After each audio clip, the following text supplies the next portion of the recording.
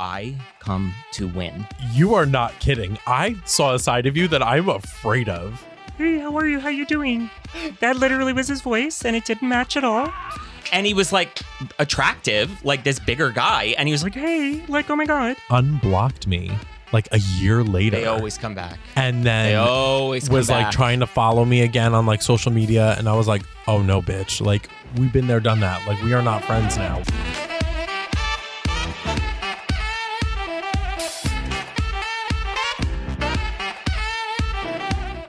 Now that you don't look like the Babadook, we're ready to go. I went through it. That did me dirty. Yeah, Kevin just tried a new concealer that I got. Forgot that his self-tan is developing actively as we're filming. So we sat down to film in front of the lights, and he looked like... I just sat down, and what did you say that I looked like? I fell asleep? Got a sunburn, but had sunglasses on. So all around your eyes were so white. So we had to fix it, but we're back. And now we're back, and I am closer to my skin tone. Yeah, you look a little more human. I'm sure as this episode will go on, you will see me develop, literally getting darker. Clock if Kevin's getting tanner by the every 10 minutes. Yeah, I want to be tan mom by the end of this. Oh my God, that's so funny. Well, welcome back to a brand new episode of Beautiful and Bothered. So we want to talk today kind of about like relationships and dating, so on and so forth. But before that, we had like a couple's game night last night.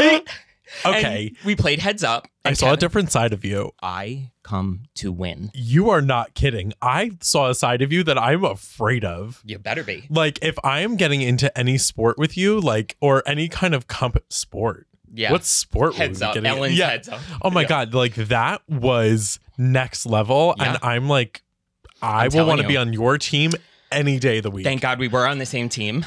And a couple of the highlights.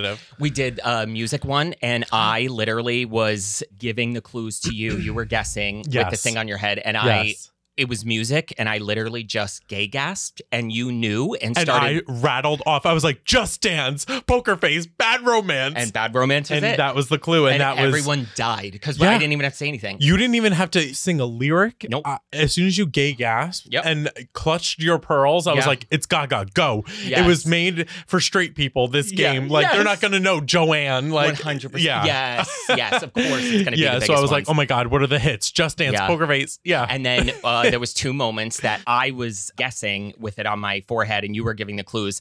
And it was I thought you were going to talk about the sacrilegious moment. What was We'll that? Get to that. Oh, Kevin. I almost fired him as co-host. I know. So right before the buzzer went off, and it was Starships by Nicki Minaj. And I literally... I knew it, and I couldn't form it, and it came so quick, but I knew the buzzer was going to run out. So I literally turned into The Exorcist. Had like an out-of-body experience. You would have thought he was getting exercise, and they said the power of Christ compels you with holy water. Like, arms went back. I am not exaggerating. Neck snapped. Eyes rolled in the back of his head. Levitated off like, floor. Arched, and he was like, Starships, Nicki Minaj. Yes. And I was like... And then the other one was right before the buzzer went off, which I would have jumped out the window if I didn't get this. It was Golden Girls. Yeah. And I literally, that was another one. I was like, Golden Girls! Like right before the buzzer went off. I would have been so mad at myself. And then the other one, people, and I'm going to give y'all a second to guess before I tell you. So we just talked about this. Wait. Do not tell me when you are playing this game, the pressure, when you're playing a game, it's almost like watching Wheel of Fortune or something, or like playing Family Feud. When you're at home, you're like, how do you not know that answer? Yes. Or like, how do you not know what to say? You're under pressure. Blanking. I know. Yeah, it is. And I'm like, but yelling I am at you. Ashamed. I know. And so the clue, it was like legends, icons, and stars, like celebrities or whatever. I looked at Kevin and I said, one of our favorite movies. And then I said, the whole time from a very famous movie. And it was Sally Field. Mrs. Doubtfire when they're in the restaurant. We just talked about this like a week ago. That's why I said the whole time, because we always say that to each other. And you didn't get it. The whole time? Yeah. You also missed Michelle Pfeiffer before that. And you were like Catwoman. Great. Sewed her into the outfit. Like, stunning. I said Batman. She played Catwoman, and they had to sew her into the outfit. Yeah. What are you going to do? And I gave up my gay card last night. And we were sweating. Then we switched to like acting it out. We were actually flop sweating. Like the competition was at an all-time high. Yeah, that was amazing. It was 6 of us, 3-on-3, and it was like... Oh, because it was couples against couples. Yes. That's what we did last night. That was actually really smart. It was 3-on-3, and it was intense. If anyone else is a charades, heads up, like game psycho, we are right there with you. So we were talking, we were in the car, I don't know, this was like 2 weeks ago, and I don't know what how it came up or whatever the hell we were talking about, but you kind of brought up just talking about your typical like 20s hoe phase. Yeah. Like how you go through that thing. Yeah. And I said to you, I was like, I never had one. And you were surprised by that. And I just thought it would be a really interesting topic that you and I being as close as we are, that's what somebody did, somebody didn't. We're both gay men, like what grew up kind of in the same area, and like kind of what the thought process and everything was behind it. And I think too, as gay people, and I think anybody watching this too that might be able to relate, maybe even not being gay either. Oh, but totally. I think specifically the gay experience, before we even go into like general dating of what you think you deserve, which is like a whole different avenue. I think even as gay people, and I think growing up too, I always thought, I was like, okay, I have to find a woman to marry one day. That's the norm. And just feeling like I'm going to be lost in this society. I'm not going to love this person that I'm going to marry. And then going into it thinking, oh my God, but I'm attracted to men. And then thinking I will never be able to marry a man because that is not the societal, like the societal norm. And there's such a difference where I don't think people realize what goes through a gay or any LGBT person's head is, I think any person who wants to get married, a straight person, can relate to the fact that like, oh, I might not get married. I might not find love. But there's a difference in our heads, that realization you just said, where you go through this. Coco Peru said it on the podcast with me. She said, you know, you go through this realization, this paralyzing, debilitating realization that, oh, I can't find love. Not I won't. Not that it's an option of finding the right person. I physically do not have the ability to do so. And that is debilitating. Yeah. And that's, I think, part of the fear. And I know I personally went through, I don't know if you did too, going through that at a very young age of being a teenager, thinking, I know I'm not like the others, but why? And then when you come to that realization of I'm gay, and it's like, oh God, I'm really never going to find somebody to love me. Yeah. And especially worrying about love in so many different aspects too, of like, is your family going to love you? Are you going to find someone else to love you exactly who you are? There's so many different levels to it. It's so scary to think about, especially at a young pivotal age of going through puberty and then thinking about, oh my God, I'm never going to find love. It's horrible. And you're surrounded by other straight teenagers who are doing nothing but talking about their sexuality and who they're dating and who they're making out with and who they're whatever. And you're just on the sidelines. Yeah, exactly. And even in television and movies, you always see the gay people are more promiscuous and they're not in serious relationships. And well, they're either a whore or the clown. Yeah, there's no in between. Yeah, or both. Exactly. Yeah, yeah. And it's that fear for me that it's always been depicted. It's always been talked about that gay people are just like these overly promiscuous people. And I even think the stereotypes are true in like the community sometimes, is that they're not always looking for relationships, and people always struggle with finding someone that values the same things that they do. And like, it's extremely hard. But going into the point of growing up that I felt that way, and I was like, oh God, like I'm gonna have to like fake till I make it and pretend like I'm straight or whatever, or say that I'm bisexual, and just always be like, oh, I can't ever date a guy, but I'm attracted to them. Coming to now dating, I don't know when I really started dating. Oh my God. Guys. Well, backing up for me. So what you're talking about, I remember, I don't know, I had to be maybe 12 years old, and it was like a night that like, let's just say, you know, I obviously always knew being gay was a very high possibility. I was obsessed with Phantom of the Opera. And you didn't think you were gay? Oh, no. I mean, I did, but I don't know. I was young and I didn't really like, it's hard to describe, but like all throughout elementary school, which I joked around last week's episode, you know, all the straight people around me, it was constantly, whenever I was with them, it was like, okay, who's dating who and who's going to go make out in the woods? That's the irony of this entire like drag thing to me, that you have the audacity to like peg this niche 3% of the population. Drag shows are indoctrinating children with this understanding of sexuality, when you have no idea that all the media you let your children consume, straight people, and we have straight siblings, so it's not like we're talking out of our ass. They are indoctrinated with this from birth, this Cinderella story turned sexual in their very early teens, that you don't care if your 12, 13, 14, 15, 16-year-old child is obsessed with who they're dating. And we ask children, oh, is that your boyfriend? This that they... Since they were 3 years old. Exactly. That you and I can speak to when we were 11, 12, 13, all of our friends in 6th, 7th, and 8th grade. That's literally the only thing that mattered was who the straight people, your friends, who they were dating, who they were making out with, who was talking to who was this, who was that. And you just always stand there like, okay, like, I'll wait. Like, I'm here, like, kind of a thing. There was like a fight or flight where something went off in my brain where I was like, okay, I know I'm never going to be a part of this. I obviously like dated girls when I was in 3rd, 4th, 5th grade, like it's a joke or whatever, you know, the stupid. But then once it got a little bit more real, I think when you had to like do stuff, you know, when you were in like 7th and 8th grade, I just was, I turned into like the gay clown, like I said last week, or the clown. But I just knew it wasn't an option for me, so I never concerned myself with it. So I just kind of put it up on a shelf, and I didn't think about it. And I was someone that I had so many passions and exciting things that I really did meet my quote-unquote like best friends in 7th grade, and they introduced me so much to theater and certain singers and the whole nine that I was so obsessed with that stuff, I didn't care about dating or whatever. So cut to, like I'm saying, when I was like 12 and, you know, one night I realized it was like undeniable I was gay.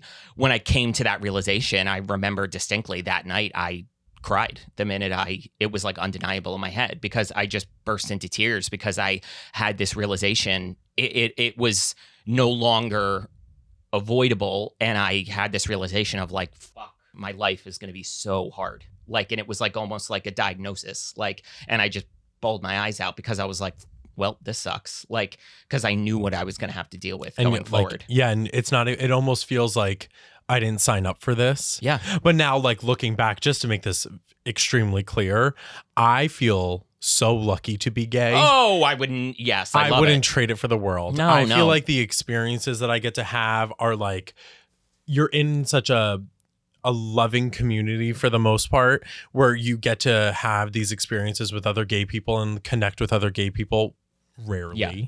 Well, my philosophy is in a world that is criminally boring and conformist, as a gay person, you get to have opportunities and interests that are so exciting. That are so unique, so fringe, so colorful. In those years, like we're saying, when we were those teenagers just sitting on the bench, not getting invited to the ball game to play because we couldn't, I was always very observant. And I observed the genericness of these straight people's entire identity being consumed by who they were dating and who they were kissing and who kissed who and who was making out. And especially, I think, as gay guys, and I think that's why we're so empathetic.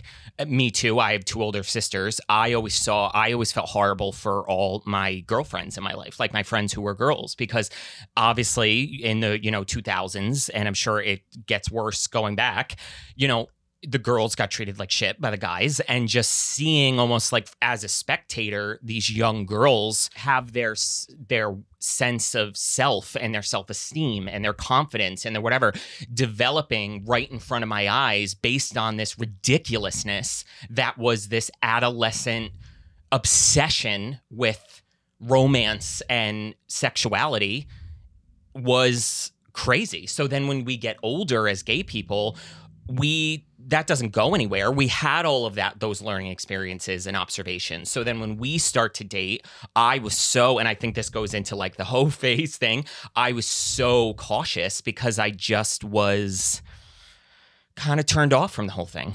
So yeah, so I would say, okay, so now we're caught up to like whatever, all through high school too. I never came out like officially. I just did theater. Really? I love my friends. No. Because again, there was no one for me to date. And anyone, this also goes into what I'm saying, anyone that I could have, like I heard rumblings of like other kids maybe in like other high schools in the area who were gay. And you would just hear horror stories about, because it was, when I was in high school was 2006 to 2010. And it was just for them to even have a gay experience was like, there was no other person in their school. So it wasn't like a friend you knew or another kid you knew your whole life from elementary school, like these straight people got to do. They would be like, there would be stories about them like hooking up with someone off of like some website, like AOL sketchy things that always petrified me that I never did. And that it just petrified me, the notion of it. So I never even touched it with a 10-foot pole. I was asexual all through high school. I did theater. and it's funny too, because even in my high school too, I feel like there was openly openly gay people like myself. Like I think everybody just knew I was gay, and there was openly gay people just like walking around. And I distinctly remember somebody that I still keep in touch with once in a while that he was like very openly like textbook like gay person. Yeah. And I remember looking at him. There are two people actually but there was one in particular. I remember looking at him and I was like, oh my God, he is so fearless being this like openly flamboyant person just walking down. And I'm like, I just assumed he was going to get the shit beaten out of him. Yeah. And nothing ever came of it. I mean, there were a few things that were said to me throughout the years. Like one girl tried to out me, and it was at the point of like me being sophomore, junior in high schools. And I was like, yeah, real big surprise, bitch, I'm gay. Yeah. And it was like in front of other people, and they all laughed at her trying to out me. And they were like, yeah, good one, bitch. Like we didn't all know. Yeah. And then she like, you know, it was like almost like a movie where she stormed off and she was pissed that she couldn't out me. And I was like, but the fact that like you would even have to do that, but I was like thankful for that moment of like everybody already being on my side, because I was already like friendlier with people. I wasn't like a mean person in high school. Not that I don't think I was. But I mean, I definitely think it's like it shows too that it's like that's a gross kind of behavior. Like stop trying to out people too. That's gross. Yeah. And I even think now, coming from even like you were saying too, like people getting the experience for the straight, quote unquote, straight people in high school is very overly sexualized when we were in high school. I think it's worse now. Oh, I'm sure with social media. I can't even imagine. It's just absolutely insane. I cannot even imagine now with social media. Yeah, it's got to be 10 times worse, because imagine like having a phone. You can Google whatever you want. You can look at that's insanity. That is insanity. Because we were at the point where like I didn't have a phone. Yeah, with I was out of high internet school. Until for no. me, yeah. Yeah, no, I had a phone with internet in high school too, but it was very different too. It was at that time where like it was very different dating wise, and even going out of high school, and then it's just kind of like the world is your oyster, and it was problematic. Problematic. I mean, I didn't like come out officially until I was 19. And I told like my sisters first, whatever, my parents, so on and so forth. And then as far as dating went, like I also had a weird situation where like I remember the first date I ever went on, I was 19. He was very sweet and it was very normal. And I just remember being absolutely petrified, like paralyzed, petrified, like a pit in my stomach. Because imagine I had never, for 19 years, I had just resolved myself to the idea that like, it was never going to happen. Like, this sounds stupid and I'm saying it as a joke, but I might as well have like cut my genitalia off. Like there was I was just an asexual morph of like a theater kid. There was no option for it. There was no whatever. And then to be on this date that was like normal and whatever the case was. And it was simultaneously while all the shit was hitting the fan with my family. Like my parents were finally getting divorced and they were separating, and it was like fighting every day. And I was constantly going home to like that war zone that I just remember. As far as the dating this guy was concerned, like after the first date, I just said, I was like, I can't do this. Like it was too much. Wow. It was too much all at once. Like, you know, dealing with my family, and there was no like sadness around my family breaking up, because that should have happened 18 years before that. But it was just the combativeness constantly at home and the toxicity at home, plus almost this feeling of like getting out of a bunker cult for 19 years and like having to acclimate to this entire thing I'd never even rationalized was an option. It was just way too much at once. And I don't think I went on another date for like 2 years. And the gay dating experience too is that you feel, because it's already so limited. Oh my God. So it's already like, I feel like this was my case too when I was dating more heavily. Like I was just kind of like serial dating. Yeah. And it was just so annoying too, because I felt like I was like, okay, it's so few and far in between. So I'm like, when I do go on a date too, even if it's bad, I'm like, just sit through it. Just like grind your teeth through this date, even though this sucks. Yeah. But like, you're not going to be happy. Yeah. And it was just unfortunate. I was in a mindset at that point where I was like, if I don't sit through this date, like, and don't see it to the end, like this could be somebody I can marry. And I'm like, I don't even like them. I know. Why am I sitting here? But you are constantly plagued by that like breath on the back of your neck of like, your pool is 1/1,000,000th the size of everybody else's. Yeah. So who are you to be picky? And they always said, and they made the jokes in TV, you know, like women always say, they're like, oh my God, I'm going to be 38. Like I need to have kids. I know. And then it's like, oh, but if you're single by 30 and you're gay, you're basically dead. Exactly. Obviously that's like a joke, but I think there was some real feeling attached to it for me where I was going on these dates and I had this awful date once. And I went to go eat Vietnamese food. Okay. It was my first time. Yeah. And I had pho. Okay. Yeah. No idea. Okay. So, and this was the one and only time I ever ate this, and I will never do it again. Yeah. So Johnny and I have this aversion, and I'm sure many of you, comment if you do, that when you bite into a piece of meat, steak, chicken, whatever, and it has like fat. Chunky chicken. And it pops. Oh my in your God. mouth. And it like squelches. Stop with the squelch. It kills me. It's immediate gag, and it's a war zone in my mouth. I literally will like spit it out in a napkin politely and just be out. Yes. Yeah. So I was on a date and, go, whatever, meet at this place. And I was like, oh, okay. Like, in my head, I'm like, let me be more adventurous. I've never had this type of food before, but I'm sure I'll find something on the menu. So get there. I'm like reading this. And like, when I tell you I didn't know what anything was, I was like, why don't you order for me? Yeah. He orders me some like weird chicken, like in a broth, whatever. And I just like was like eating around it. And then he was like, oh, do you want to try mine? I said, what is it? He goes, beef. So I said, okay, yeah, like I'll try it. And he like hands me, it was like the soup ladle. Yeah. And it was like the bigger ladle. And he like hands it to me and it was clear. Wow. So it was like this clear piece like floating. And I like put it was clear. The beef was clear? Yeah. Well, I didn't understand. It was like beef fat trimmings. Oh my God. Ew. No, so I put this in my mouth and I like, eat the soup, whatever. And it's this thinly sliced like piece of fat. And I start to chew on it and the whole thing pops between my teeth. When I tell you my teeth literally like couldn't even touch together. They were like going back and forth on it. I always say in my head, I'm like, will I choke if I swallow this whole? What do you think I did? I swallowed that whole thing whole. I felt that slug go. I know. I swear to God, my eyes were probably tearing. Yeah. Because he just kind of looked at me with concern. But it was so crazy too, because he was so mentally like detached from like the conversation too. So I knew he wasn't going to notice. But then he almost like looked at me funny. He was like, what'd you think? And I was like, yeah. And I just shook my head no. And he goes, okay. Yeah. And I just knew in that moment, I was like, this is not going to go anywhere. Yes. I literally don't give a flying fuck where this goes. I got to get out of here. Yes. I'm going to throw up. I know. I was in college, I think, when I was older. So I went back to school. I don't know. I had to be like 26, 27 or whatever. And I went on a date with a guy and he sounded like Kermit the Frog and it didn't match his face. And I think he was sick on top of it. So it made the voice even weirder. I'm not kidding you. I go, I'm like, hi, how are you? And his voice, I'm going to try. It was like, hey, how are you? How you doing? That literally was his voice and it didn't match at all. And he was like attractive, like this bigger guy. And he was like, hey, like, oh my God. And I was like and I'm like, wow, like 1 second in, I'm like, okay, we're doing this. It's going to be like, an hour and a half, 2 hours of dinner or whatever. He was so boring. He was so just like detached and like personality-less the whole time.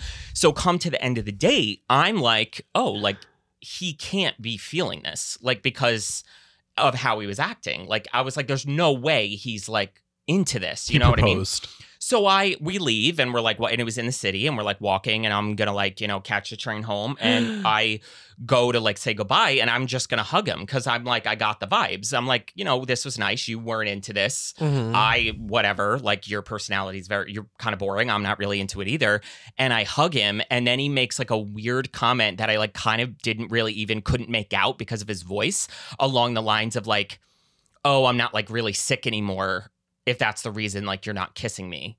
And I remember I got even more awkward because it took me a minute to process what he said.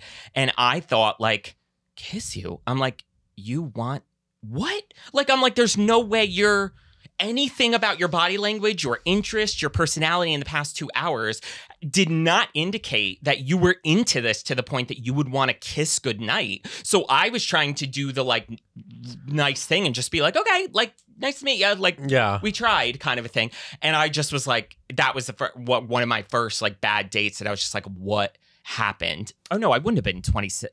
How old was I? God, maybe like, I don't know, 24, 25. Cause I think this was before I met the person I was dating before Casey. Backing up slightly, because I don't know when your like hoe phase happened, but like, so then what was that like through your 20s? Or how old were you? What was the Oh my sitch? God. Mom, I'm so sorry. Don't listen to this. But yeah, like I just was so, I was in a very, I would say I was in like a dark place. Of course. Like mentally, where I was just like, who isn't in their 20s? Like this is, and I was like, okay, this is my life. I was like, I guess this is it. Mm-hmm. I think I was 18 and I was going to college. I was taking college courses, whatever.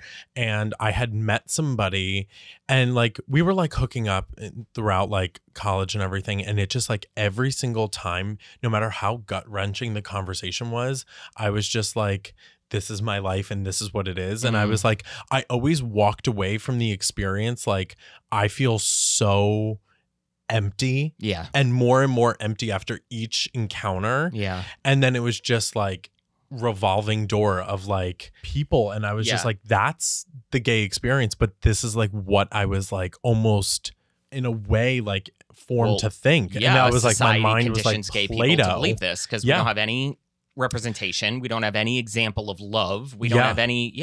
And my hoe phase was short-lived, but I was grateful for it. And I don't even know, like I wasn't even like that big of a hoe, but I feel like this was like my hoe phase where I was like, I cut it off so abruptly short too, because I was like, I felt like I was doing things just to feel something. Yeah.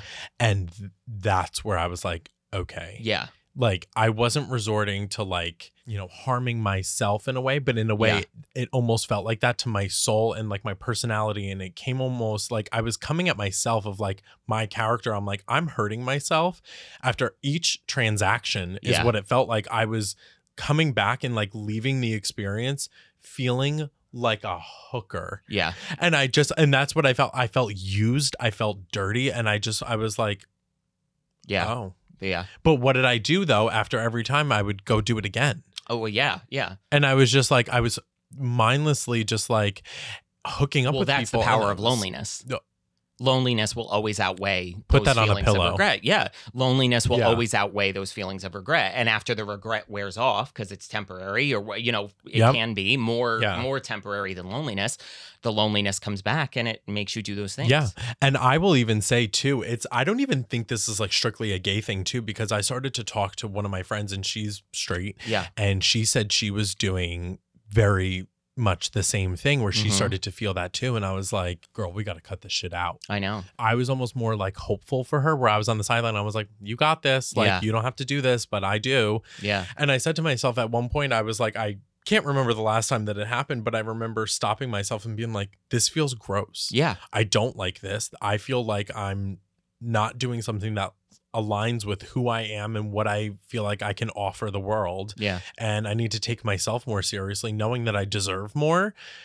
And I had to stop myself in the moment of being like, okay, you deserve to walk away from an experience, walk away from something with a person that respects your time, respects, you know, who you are and respects your body too. Like that's something that when you share that intimacy with somebody, like you deserve to share that with somebody that actually respects that about you and not just being like, okay, you're like a number to me and you're a nameless person to me. And that's just horrible. And I never did any of that. Like we were joking around. Like I said, I was like, I never like downloaded Grindr in my life. I never any hookup-y app. Like I had dating apps or whatever. I was just always so kind of paralyzed with fear. At that point, I think I was so conditioned to be content alone, like, and to have interests on my own and satisfy myself, like that I didn't want to put myself in that situation because maybe it was a combination of like knowing it would be unfulfilling or being introverted, like not wanting to go through like blind dates were hard enough for me, let alone like cold calling, like blind just dates. Hook up, like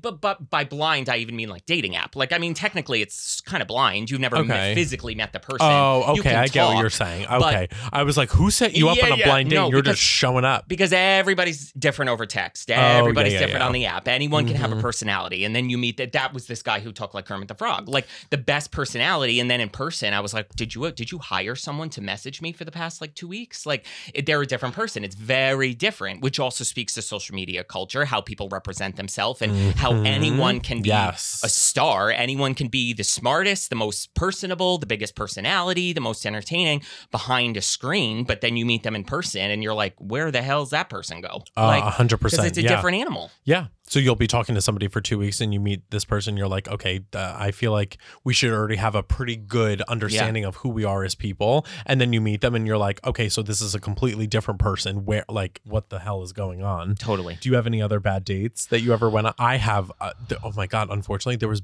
more bad dates than good. Oh God, yeah. I had a lot of bad dates. I don't really think there was anything notable. It was just like bad conversation. They were like checked out. They were boring. Like we weren't vibing. And the extent of my dates, like any date I ever went on, yeah, it was like meeting someone at like Applebee's. I never was in a situation that it could get weird or like whatever the case may be, you know what I mean? Yeah. So you probably have. That's what I mean. The pho one was like probably one of the most awkward and weird. And then it was so strange too. I went on a date once who like this person and I had met and we went out. It was just kind of like weird too. Like it was like very like mutual, whatever. Like, oh yeah, like let's go on a date. It felt like really. It was like amazing, such a nice guy, whatever. And it was just that immediate turn off of like, I didn't finish my food. Yeah. And he looks down at my plate and like looks up at me. And I was like, oh God. I was like, did you want some? And he was like, well, if you're not going to eat it, and like drags my plate over and like when scarfs it down. Shoveling in his mouth. And I was just standing there and I looked over to my left and I was like, check, please. And I came over, didn't even notice that I paid for the bill and was like, oh, should we get the check? I was like, already did. We're good to go. I'm out. And you weren't really even vibing anyway. At that point, I was like, we're done. And like the conversation was going, he couldn't even speak. He was shoveling food into his mouth too quickly. And then proceeded to block me after. Oh, God. But then unblocked me like a year later. They always come back. And then they always come was back. Like trying to follow me again on like social media. And I was like, oh no, bitch. Like, we've been there, done that. Like, we are not friends now. We can't be friends They always come anymore. back. They always do. And that's when, you know, because like as gay people, we have to like be the Dr. Phil of like the girlies.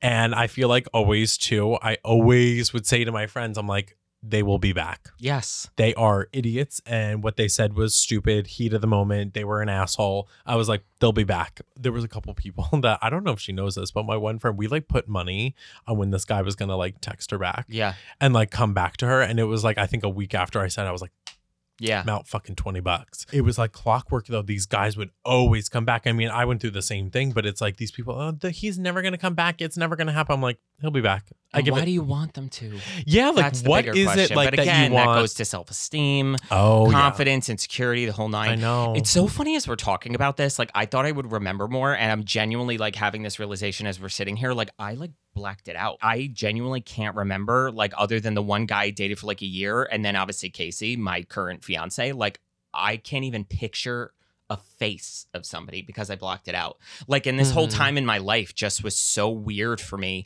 It like, I actually am like sick to my stomach talking about it. It was such a navigation of like self-worth. A thing I always say too, the guy I dated right before Casey, and I must have started dating him, I don't even know what, around 24, I think. And I didn't lose my virginity till I was 24. Like, that's how I always say I'm like Liz Lemon. Like, who says she like Tina Fey on 30 Rock? Like, fully lose your virginity? Yeah.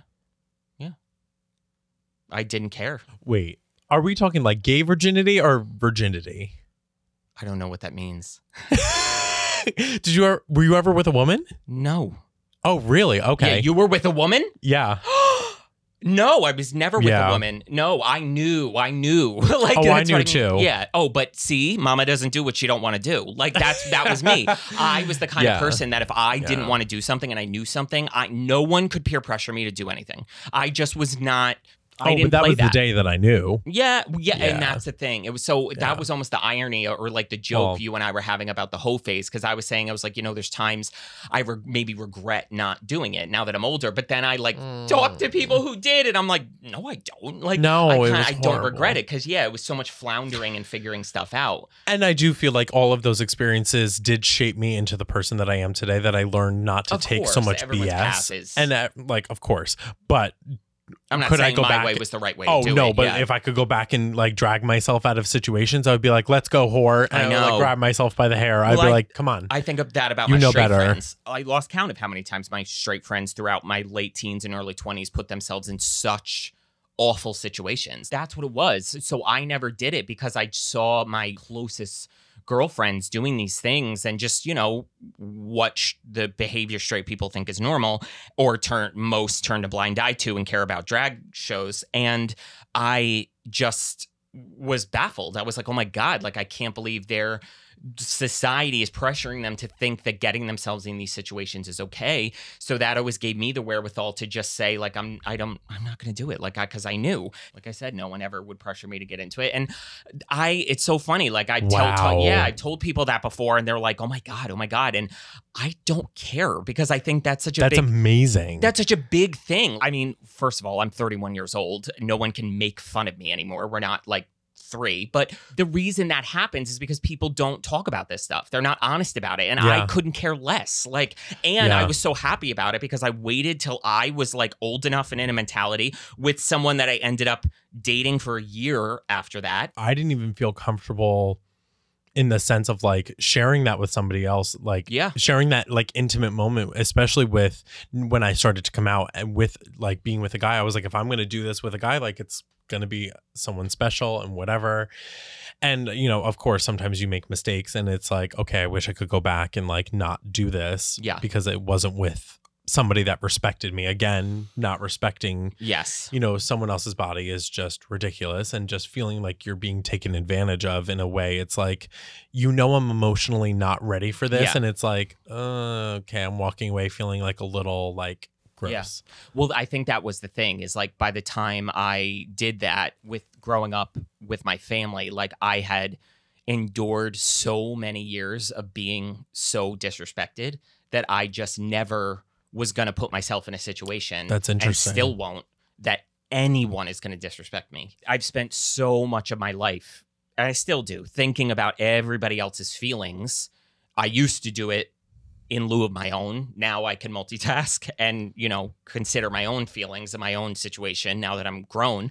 But back then I had just spent so many years being disrespected that I was never going to put myself in a situation where I felt disrespected by anybody ever. Wow. And not everybody has that mentality, which is sad because I was friends with so many people, especially gay people, that endured the same thing I did, if not worse, you know, came out to their family and were like taken away to a institution and shit, like conversion therapy, whatever. And it took them longer than me to find the self-respect to overcome the fact that they didn't feel worthless, to start making those decisions better. And I think, you know, that's the whole thing with what is going on recently. And something that always kills me to this day is like, even people in my life, it's so interesting because I think it's very easy for people to look at gay people and LGBT people and talking about what their experience is like.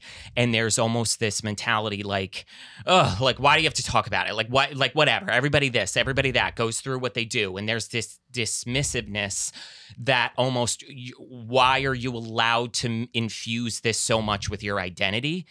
And there's people in my family that do that. And I don't know, it's such a mixture of like devastation and rage because it immediately outs that person that you have no comprehension of how debilitating and cancerous the social ideology that is ingrained in you from the moment you can remember having memories, like 4 years old, 5 years old, that who you are fundamentally as a person, your DNA, your blood, your bone marrow is wrong, disgusting, unnatural, all of these things from the get. Every movie we turned on in the 90s and 2000s, no representation of gay love. And I've had debates with my family before about, like, and I brought it up on another podcast, my niece seeing my fiance and I kissing and saying, you're two boys, you're not supposed to do that. Then I talk about, okay, we need LGBT representation on children's programming because that's where it starts. And I get responses from people where they go, they don't understand it. Well, they understand heterosexual love that Correct. you waterboard them with. Right. And you're a fucking weirdo and a creep for implying that any LGBT person, when we talk about having LGBT love represented on children's programs and movies and television you think shows, it's going to be like this overly sexual about it. You're fucking weird for thinking that. Yeah. That's not even a thought in my mind. What is wrong with you? That says something about you. Yeah. So even with my niece, she was never shown or heard anything anti-LGBT, but it speaks volumes that what she is shown organically begins to indoctrinate this 3-year-old with the mentality that you two boys doing this is not right. That speaks volumes to what they are shown, that they're smart. They have the wherewithal to realize, I never see this, so it must be wrong. At 3. And now you have the audacity to look at me, who was the 3-year-old, who was gay and never saw it. Imagine what the past 28 years of my life have been like after that, and tell me that I'm not allowed to talk about this development, literally feeling like going to war every day of my life. And even when you see things, gay couples on, or LGBT people on commercials, TV shows, movies, I've had people in my family have the audacity to complain as though it's burdensome to them to have to endure this showiness of whatever the case is. If your miniature momentary botheredness of having to see something that you think is this big statement, nobody's making it a statement but you. Nobody's giving it that power but you. When I see it, I don't have a moment. I go, wow, cool. You're the one making it a thing. But if that bothers you more than the empathy for the kids and the teenagers who don't have it and feel debilitatingly lonely, that says something about you and even your lack of empathy. And look at the uproar that happened with Arthur. Yes. When they announced the gay wedding of, what's his name, Mr. Ratburn? Yeah. Or like Ratzenberger, I think his name was. Yeah. And even that uproar of a cartoon character, fictional character getting married. And even Nickelodeon saying SpongeBob was gay during Pride Month and like whatever. And the uproar of like, you're filling our kids' minds with all of this like, this like weird, like overly sexual. And I was like, why? I was like, what about exist? What about SpongeBob is making it overly sexual that you're saying he's gay? And they're like, what does his sexuality matter? I'm like, what does everyone else's sexuality matter in every other Disney movie that's being the Cinderella of it all, the Ariel, always looking for this damsel in distress, looking for her prince to come save her. And you're filling that idea with everybody's like, oh, I need to go find my prince, but then that's okay. But then all of a sudden this is not, that we have a gay character in a show that's not even a love interest. It's just a gay character. And now all of a sudden we're setting this whole, there's the gay agenda that we're trying to like take over the world. Like, please stop. Gay people have been around since the dawn of time. You just like haven't been aware of it. I know. Get lost. I know. It just speaks volumes to me that we are manufacturing this niche issue and letting it sweep legislation like fascism to fuel this almost theocratic government we want to have that is so influenced by this one religion. And not to say that the other religions probably on paper don't feel the same way, but this one is getting on other pieces of paper. And it's fascinating that there is more concern over that. And I even said this on the Coco Peru podcast. You want to talk about generalizations, because anyone I've ever had a conversation with about this drag thing, I'm sure there have been drag shows that were inappropriate for children, that children were present at. The parents chose to bring their child. So why is the responsibility not falling on the parent to discern what they do and do not want their children exposed to? I've been brought to movies with friends, family, that I did not want to watch what I watched. My parents rented horror movies when I was 7 that scarred me for 2 years of my life. Why weren't the police knocking on my door to arrest my parents? Right. And there's over sexual situations in horror movies. It's rated R for a reason. Why are we allowed to? Yeah. We're allowed to immediately invade the civil rights and autonomy over parents when parents want to make decisions for their children involving anything LGBT. But then us as parents of straight people, when our straight parents show us straight content that is too sexual, too scary when we're young, whatever the case is, there's no legislation for that, as there shouldn't be, because it's up to the parents to decide what is or isn't. But moreover, to even have this happening to the point that it's getting passed, it just speaks volumes that you don't give a shit about the kids, the gay kids, the LGBT kids that are going through hell in this development, or the straight kids for that matter, what all the people who are maybe opposed to this, what they don't even know their own kids are doing. That's the irony to me. Like I said, it's hard to even get into this conversation with people because any response I ever get, it is so clear that you have never had your identity questioned, that you can't even wrap your head around what this feels like. The pit in your stomach, hate yourself feeling that it's apples and oranges. They try to counter what I'm saying, and I can tell by the point they're making that they've yet to even be able to comprehend the pain to have a perspective on it. So they're coming from their perspective of, well, I also endured things. What? Abusive parents, an abusive childhood, poverty, whatever the case was. I also endured about 99% of that, plus this. So it's not a comparative situation. And I'm not even trying to do it as a comparative situation. We're standing here with our hands open, asking for empathy, patience, sympathy, help. And you're focusing on, the opposition is focusing on the minute, marginalized danger to oppress us further. And you talk about generalization, and I said this on the Coco podcast, over my elementary school and high school, 3 male straight teachers were arrested for pedophilia. One tried to talk to a 13-year-old on the internet. The other one had pictures of our fucking girls in our school on his computer off of their Facebook and MySpace. 3 arrested. So I, as a gay person who probably know 90 more gay people than most people who are for this drag thing and want to call gay people groomers, out of any gay person, LGBT person I've ever met in my life, not one of them has been arrested for this. Arrested for it, in talks with it, show anything about it. Okay, I've seen 3. I've experienced 3 straight male teacher pedophiles. Mm-hmm. So should I run for office and start passing generalizations that straight males can't be teachers because of yada, yada, yada? This is what you're doing in reverse.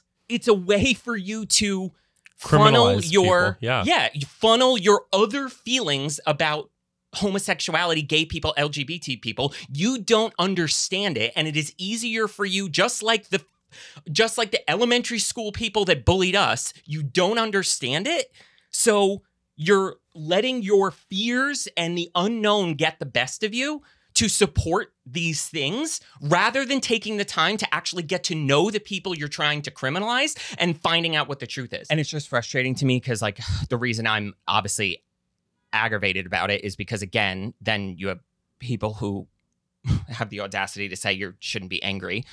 I apologize. Now you're going to tell me how my reaction to being criminalized and oppressed and prejudiced and everything else is supposed to be. Thank you. Yeah, the people in my own life, like with doing what I do online, like, and I don't wear full face of makeup unless I'm going to an event or whatever. It's like an artistic expression for me. What if I'm in a state now going to a meet and greet or an event or whatever the case is, like me wearing full makeup, like, what's next? I know. And it just kills me because it's like, I'm just so tired of living in an existence where every single day I need to see something and be bombarded by something that, like, your very existence is just people come at you constantly for it. If you don't like me, don't watch it. Don't concern yourself. But if you feel so self-righteous that you can tell somebody else what they're doing or who they are when it's harming no one and beyond any logical argument, shut up, stop. Like,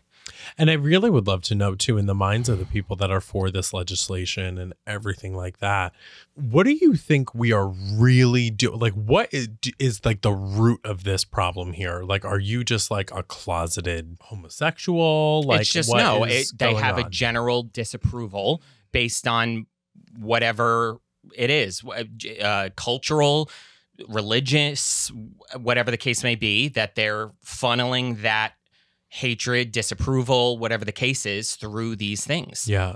Because like I said, anyone I've ever met that's for this or says even make a comment about the drag thing or whatever, I know for a fact they don't know another gay person but me. They've never seen a drag queen. They've never anything. So what are you talking about? What are you talking about? Where is the facts you're presenting me with that proves this is an epidemic that needs legislation behind it? And now you're even creating more unsafe spaces too, because for LGBTQ plus people, you're creating this space of like where we already felt sometimes unsafe in certain places, and now you're almost giving people this freedom to be like, okay, like if there's legislation in Tennessee, Florida, Texas, wherever, I'm gonna now go out and make sure that like I do my country proud, and make sure that like these people don't express themselves.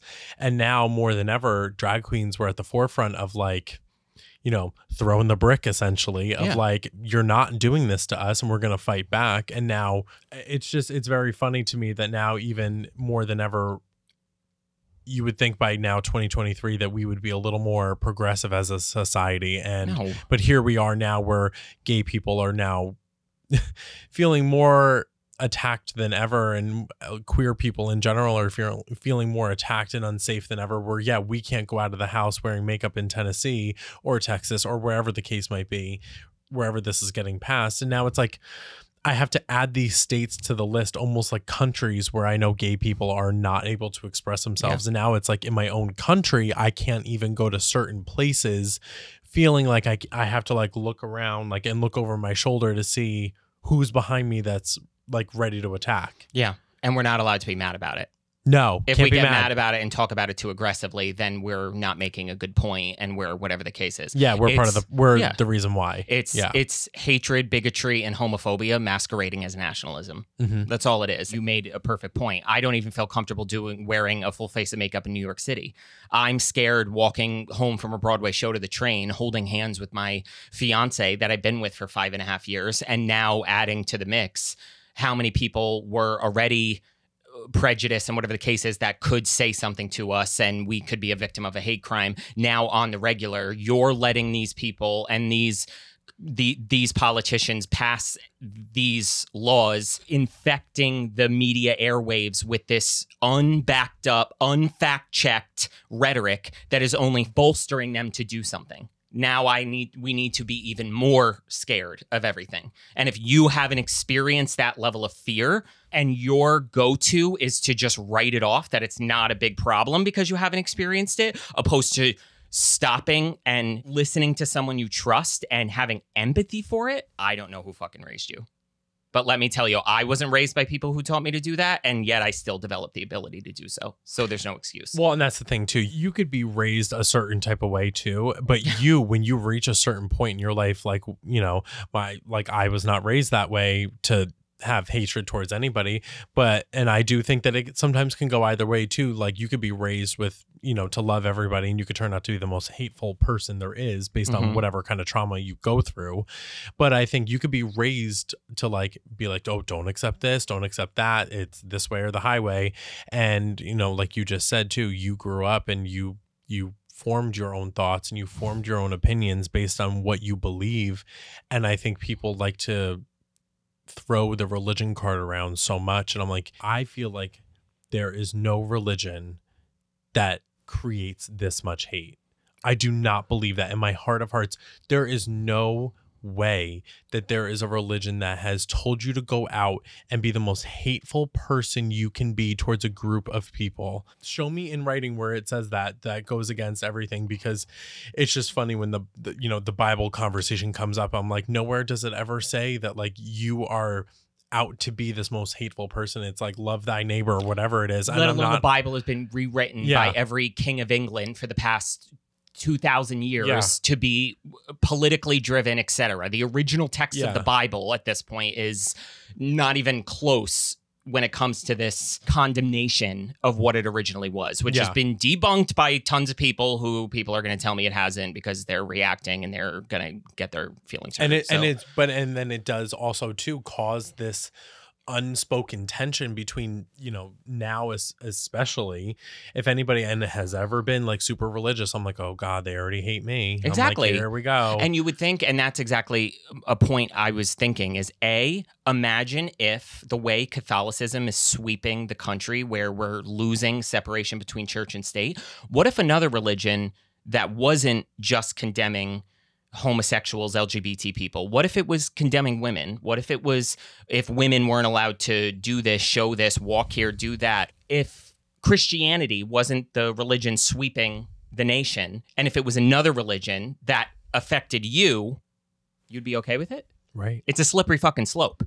So buckle up, because how is this any different? Just because you agree with this religion doesn't mean this is why we have a separation of church and state. Because once you do it with one, so now are we going to start having states passing laws based on other religious views that don't just affect groups of people you're fine with being oppressed? What if it starts oppressing you? Then we're going to have a very different conversation. And you would think the people who are Christians who don't feel this way would be more vocal about exactly how this is muddying their entire religion that they hold dear, how bad it's making it look. Yeah. The opinions people are now going to generalize about this religion because of the sweeping hatred that is making its way to the forefront into government legislation. Yeah, and that's what it is. It's just the interpretation of what you're taking away from it. And you're basically taking this, I'm going to say, you're scapegoating your problems out to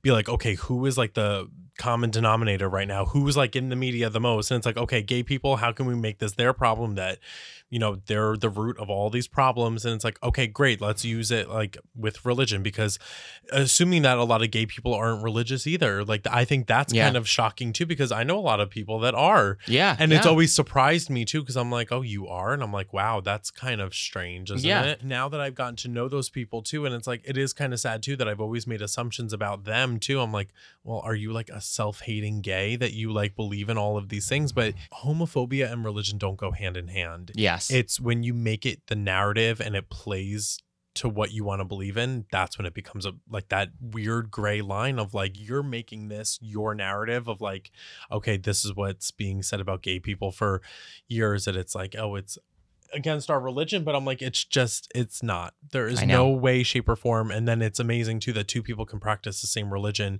One person and have such a loving, true kind-hearted person, and then the other person is like, I'm out to get all of you. It. Yeah, exactly. Well, to wrap it up, that's why the saying is from both sides, us LGBT people to religious people to LGBT people. You know what happens when you assume. You make an ass out of you and me. Well, we were not expecting to go that deep, but it doesn't surprise me because it's aggravating and, like I said, I'm nauseous talking about it. I think we needed to. I mean, it definitely, we went from one thing to another. But that's why I get aggravated about it, because growing up when we did and having to deal with what we dealt with as kids and teenagers, it's just beyond my realm of comprehension that this is what we're dealing with now. So I don't know. But anyway, we promise next episode will be more fun, more lighthearted. Thank you so much for listening to a brand new episode of Beautiful and Bothered. We'll be back next week with a brand new episode. Make sure to subscribe on Spotify, Apple Podcasts. Leave us a little 5-star review. Subscribe to the YouTube channel, Beautiful and Bothered, for weekly video episodes. Wherever you are, I hope you are happy, safe, and healthy. And remember, you are beautiful. Bye, guys. Bye.